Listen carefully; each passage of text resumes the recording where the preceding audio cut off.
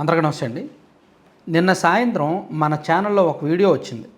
Janasena party MLA అరవ శ్రీధర్ గారి వ్యవహారంలో party పెద్దలు నిర్లక్ష్యం చేస్తున్నారు, సమన్వయ కమిటీని వేసినప్పటికీ కూడా ఆ ఎమ్మెల్యేను వదిలేసినట్టున్నారు.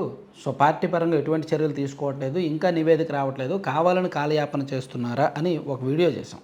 నిన్న నైట్ రిలీజ్ చేసాం. సో మేబీ ఆ వీడియోకి స్పందనం లేదంటే పార్టీ పరంగా వీడియో మీద డిస్కషన్ జరిగిందో ఏమో తెలియదు. కానీ ఈరోజు జనసేన పార్టీ ఎమ్మెల్యేల మీటింగ్లో పవన్ కళ్యాణ్ గారు చాలా సీరియస్గా కామెంట్స్ చేశారు. అరవ శ్రీధర్ గారి వ్యవహారంలో కమిటీని వేశాము, కమిటీ ఇంకా ఎందుకు నివేదిక ఇవ్వలేదు, ఇంకా ఎన్ని రోజులు పడుతుంది, ఇంటర్నల్గా ఏమైనా దాస్తున్నారా, ఏమైనా జరుగుతోందా అని ఆరా తీశారనమాట. సో పార్టీ జనరల్ బాడీ మీటింగ్లో మొన్న జరిగిన జనరల్ బాడీ మీటింగ్లో ఆయన ఈ ఎమ్మెల్యే వ్యవహారంలో చాలా సీరియస్గా మాట్లాడారు. అండ్ ఈరోజు జరిగిన పార్టీ ఎమ్మెల్యేల మీటింగ్లో కూడా ఆయన మాట్లాడారనమాట. గత నెల 27వ తేదీన వీడియోలు బయటకు వచ్చినప్పటికీ ఎమ్మెల్యేపై ఎందుకు చర్యలు తీసుకోలేదు అంటూ ప్రతిపక్షాలు మండిపడుతున్నాయి. అవతల వైపు ఆ మహిళ ప్రతిరోజు ఏదో ఒక కొత్త వీడియో రిలీజ్ చేస్తుంది. వాళ్ళకి మధ్య జరిగిన వాట్సాప్ కన్వర్జేషన్ కావచ్చు, కొన్ని చాట్స్ కావచ్చు, అండ్ కొన్ని వీడియోలు కానీ కొన్ని ఫోటోలు కానీ ఆమె ఏదో ఒకటి ప్రతిరోజు రిలీజ్ చేస్తుంది. నేను సీఎం గారికి కంప్లైంట్ ఇచ్చాను, అయినా పట్టించుకోలేదు, పవన్ కళ్యాణ్ గారిని కలిసి ఆధారాలను ఇస్తాను, పట్టించుకుంటారో లేదో చూస్తాను అని చెప్తున్నారనమాట. సో ఈ నేపథ్యంలోనే పవన్ కళ్యాణ్ గారికి అయితే మాత్రం ఇలా తప్పు చేసిన వారిని వెనకేసుకు రావాలని ఆయనకి ఉండదు. ఎందుకంటే అది పార్టీకి నష్టం.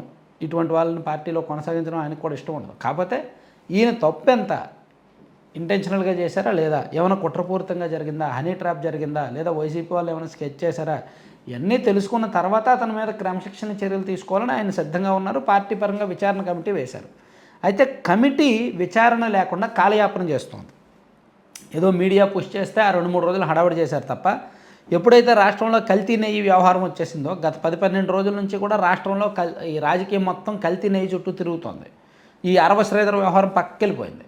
దాంతో ఈ పార్టీలో అంతర్గత విచారణ కమిటీ కూడా ఎటువంటి యాక్షన్స్ తీసుకోవట్లా. అయితే కొంతమంది అరవ శ్రీధర్ని ఎవరైనా కాపాడే ప్రయత్నం జరుగుతోందేమో అనే అనుమానాలు కూడా వ్యక్తమవుతున్నాయి. అది కూడా పవన్ కళ్యాణ్ గారికి ఒక అనుమానం ఉందన్నమాట. సో అరవ శ్రీధర్ వ్యవహారంపై నివేదిక మరింత ఆలస్యం అవుతుంది.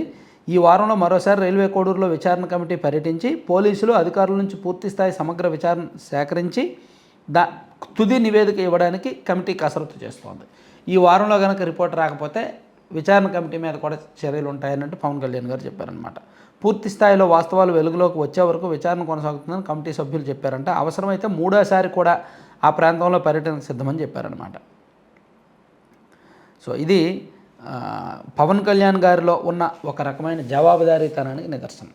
పార్టీ ఎమ్మెల్యేలు తప్పు చేసినా సరే ఉపేక్షించకూడదు.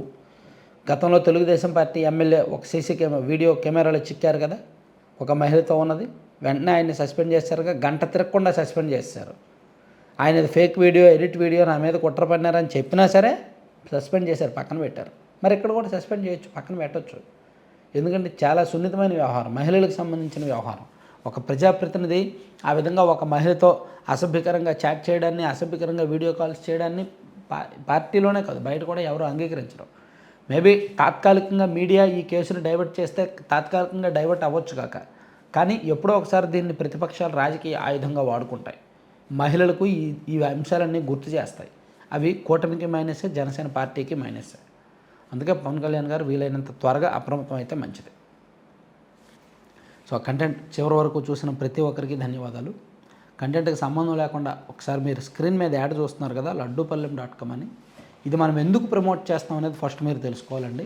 అసలు బయట ఎక్కడా కూడా మీకు హెల్దీ ఫుడ్ దొరకట్లా. మీరు ఈవెన్ స్వీట్ షాప్కి వెళ్ళినా లేదా బయట హాట్ స్నాక్స్ ఎక్కడైనా సరే, కానీ వీళ్ళు ఎంతో రీసెర్చ్ చేసి, ఎంతో స్టడీ చేసి, ఎంతో ట్రైనింగ్ తీసుకొని కంప్లీట్ హెల్దీ ఫుడ్, ఎక్కడా కూడా షుగర్ వాడకుండా ప్యూర్ బెల్లం పొడి అండ్ డేట్స్ పౌడర్తో, ప్యూర్ ఇంగ్రీడియంట్స్తో, నెయ్యి కూడా వీళ్ళు సొంతంగా తయారు చేస్తారు. బయట అంతా కల్తీ నెయ్యి ఉంటుంది. సో వీళ్ళు సొంతంగా తయారు చేసుకుంటారు. పాలు కొని దాన్ని వెన్న తీసి దాని నుంచి నెయ్యి చేస్తారనమాట. సో అందుకే లడ్డూలు టేస్ట్ బాగుంటుంది, ప్యూర్ నెయ్యి ఫ్లేవర్ కనిపిస్తుంది. సో వీళ్ళు మిల్లెట్స్తోనూ, డ్రై ఫ్రూట్స్తోనూ, అండ్ సీడ్స్తోనూ లడ్డూలు చేస్తారు. అంటే రాగి, సజ్జ, జొన్న, కొర్ర, అవిసె గింజలు, పొద్దురు గింజలు, గుమ్మడి గింజలు అండ్ నువ్వులతో చేస్తారు, గోధుమ చేస్తారు, రవ్వ లడ్డూలు అండ్ గోందు లడ్డూలు, ఇలా రకరకాలు 20 రకాలకు పైగా ఉంటాయి. వాటితో పాటు మిల్లెట్స్తో చేసిన హాట్ స్నాక్స్ ఉంటాయి, healthy powders, ABC powder, beetroot powder and protein powder అని, మునగాకు పొడి, జామాకు పొడి ఇవన్నీ ఉంటాయి. అండ్ కొన్ని కారపొళ్ళు ఉంటాయి, నల్లేరు కారపొళ్ళు, ప్రోటీన్ కారపొడి, veg and non veg pickles. ఇవి మీకు ఏం కావాలన్నా సరే తీసుకోవచ్చు. 9997839994 అనే నెంబర్కి వాట్సాప్లో మెసేజ్ చేసి తీసుకోండి. లేదు మాకు స్టోర్ డైరెక్ట్గా మేము విజిట్ చేసి తీసుకుంటాము అనుకుంటే పల్నాడు జిల్లా వాళ్ళు నరసరావుపేటలో రైల్వే స్టేషన్ రోడ్డులో ఒక స్టోర్ ఉంది, లడ్డూపల్లెం వాళ్ళది ఆఫ్లైన్ స్టోర్ ఉంది. త్వరలో హైదరాబాద్లో కూడా ఓపెన్ చేస్తాం. మీకు ఎవరికైనా హైదరాబాద్లో స్టోర్ పెట్టాలని ఇంట్రెస్ట్ ఉంటే కాల్ చేయండి. హైదరాబాద్ కానీ, బెంగళూరు కానీ, చెన్నై కానీ, లేదా విశాఖపట్నం, విజయవాడ ఎక్కడైనా ఆఫ్లైన్ స్టోర్ పెట్టాలంటే, ఫ్రాంచైజీ పెట్టాలంటే ఆ నెంబర్కి కాల్ చేయండి. Thank you.